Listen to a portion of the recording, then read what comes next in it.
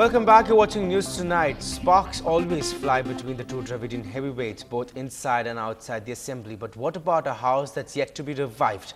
The Legislative Council, a dream of Chief Minister Karunanidhi, is now mired in controversy, political controversy.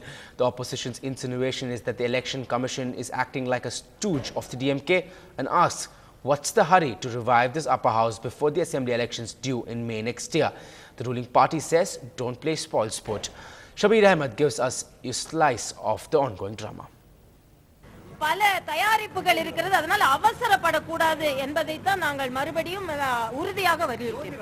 Marxist Communist கட்சி வைத்த பெரும்பகுதியான ஆலோசனைகளையும் ஏனைய கட்சிகள் வைத்த பெரும்பகுதியான ஆலோசனைகளையும் தேர்தல் கமிஷன் பரிசீலிக்காமல் அவைகளை எல்லாம் நிராகரித்துவிட்டு ஒரு அவசர கதியில் தேர்தலை நடத்தி முடிக்க வேண்டும் என்கிற நோக்கத்தோடு தான் மீண்டும் ஒரு கூட்டத்தை இன்றைக்கு கூட்டி இருப்பதை இன்றைக்கு நடைபெற்ற கூட்டத்திலேயே நாங்கள் வற்புறுத்தி சொல்லி இருக்கிறோம். The opposition crying foul in the state as the process of setting up an upper house for Tamil Nadu is kick-started by the Election Commission.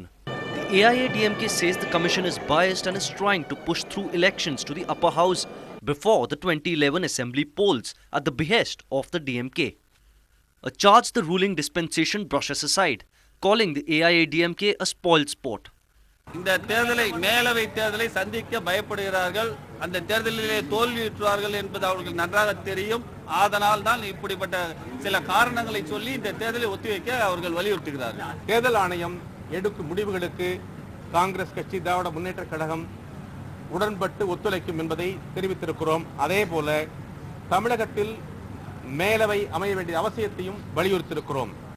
And contrary to its earlier stand, the fence-sitter in Tamil Nadu politics is now singing a different tune, and that's quite a riddle. அவசரம் காட்டுவதோ காலம் தாழ்த்துவதோ தேவையில்லை, சரியாகவும் முறையாகவும் நடத்த வேண்டும் என்பதுதான் பாட்டாளி மக்கள் கட்சியுடைய கோரிக்கை என்ற கருத்தையும் கடந்த முறையும் வைத்தேன், இப்பொழுதும் வைத்திருக்கின்றேன். An unfazed Election Commission says that the process of reviving the Legislative Council for Tamil Nadu is in full swing and will take shape by January next year. Observers have a hunch that this could be a safe haven for some veterans in the party who may not want to fight an election. With Shabir Ahmed, this is Sai Manish for NDTV Hindu. Now, after the leader having received 3 death threats, one after the other, AIADMK party leaders M. Thambidurai, V. Maithreyan and Semalai today submitted a petition to Prime Minister Manmohan Singh and Union Home Minister P. Chidambaram, urging them to transfer the investigation of the death threats to Party Supremo Jayalalitha to the CBI. AIADMK MPs say that the state police were not investigating into the source of death threats and were lethargic on the issue. They allege that the supporters of the Union Minister M.K. Arigiri have been sending the threats. They also allege that the DMK regime was more keen on releasing advertisements in the media about the security provided to AIADMK chief and was not looking into the actual threat.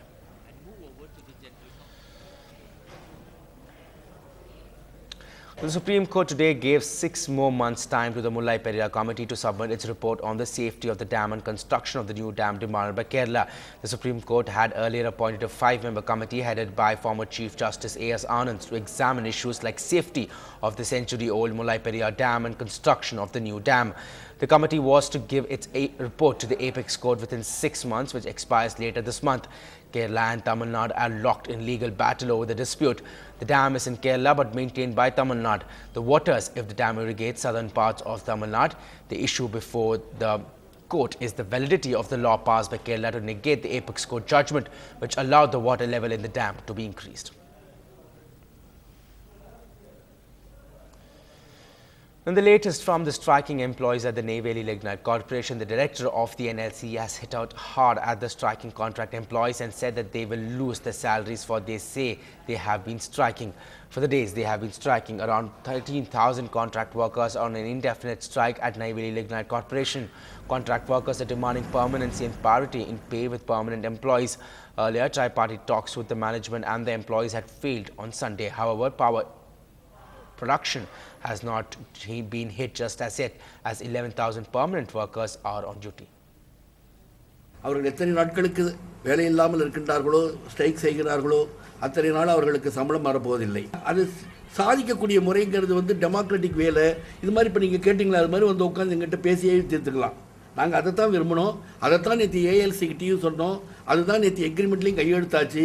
கையெழுத்தாகி இங்கே வந்தோடனே அவங்க மாற்றிட்டாங்க. There's just 5 days to go for the verdict on the controversial Ayodhya dispute, and states throughout the nation are gearing up for what could be a day of communal clashes as an aftermath of the verdict. While Tamil Nadu has been relatively docile in reactions to the dispute, the Chennai police are not taking any chances and are taking measures to avoid any untoward incidents. The Commissioner of the Greater Chennai City Police has said that security arrangements will be made in place and put in place on September 24th, the day of the verdict. We'll take certain measures to ensure that nothing untoward happens. So we'll be definitely taking some certain measures, security measures. Individual members of the all-party delegation to Kashmir are meeting key separatists from the valley at their residence today. The meetings will take place with Hardline Hurriyat conference.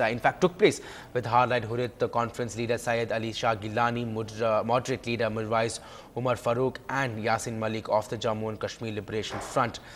The 5-member delegation, including Sitaram Yechuri, T.R. Balu and Owaisi, reached Gilani's residence today and held talks with him. Now in Old Delhi, the hunt is on to track the 2 gunmen who fired at Taiwanese tourists near Jama Masjid yesterday. So far, there have been no clear leads and no headways as to who was behind the attack. The alleged email by Indian Mujahideen taking responsibility for the attack is being investigated.